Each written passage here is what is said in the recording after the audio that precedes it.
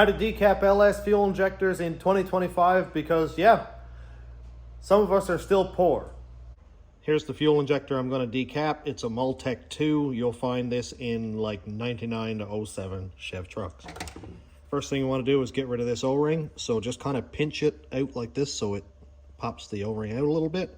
Grab a little hooky boy, pop it out here, get it up out of the land, and just kind of roll it off with your thumb. Then you got to get rid of this plastic cap. So this guy works, regular flat blade screwdriver works. I like this. Just kind of pop it in here to push it up off of the ledge a little bit. Turn it around 180, pop it off, and just kind of work your way around until it comes off. Like that. When we're referring to decapping, that means grinding off this cap that's on the fuel injector. You can see two little dots, and I'm using an iPhone, so the quality is basically potato. There's two little holes right here in the middle, and those are the two that the fuel sprays out of. This injector is 25 pounds per hour as far as I remember. And here's one that's a lot cleaner. And basically what you want to do is grind off this little cap right here. You can see that it's got a ledge around right there that is fusion welded. And we're basically going to grind that weld off. If you have access to a bench grinder, I would suggest using it because there's no chance of it taking your fingers off.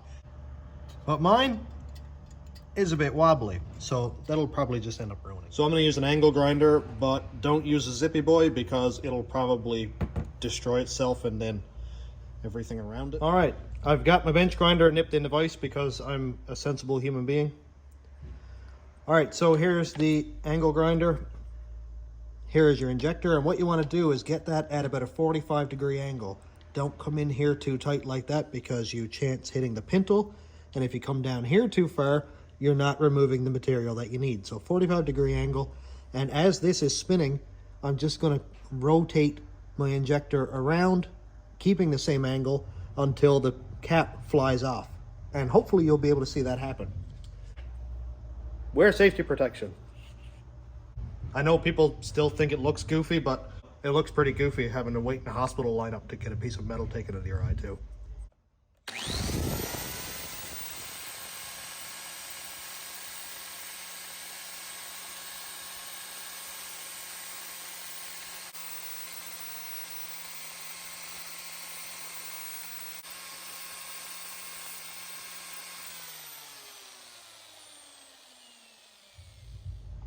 And here we go. There it is with the cap removed.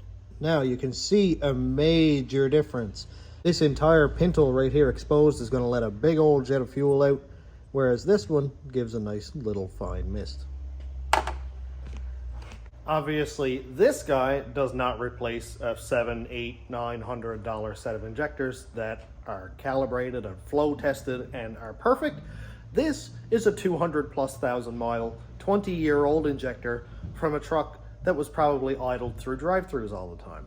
But if you decap a whole bunch of these and make up a really cheap injector flow bench, or you could send them off to like the injector clinic or whoever flow tests injectors, send them a whole bag, they'll flow them, they'll send you back a good set of 8, and you just give them money. After you have it decapped, don't forget your O-ring and your little cap. The bench vise works really well for pushing these caps back on. They can be a little bit tricky, so you just take your time, pop that guy in there, done. Decapped injector. Hope this helps. Have fun.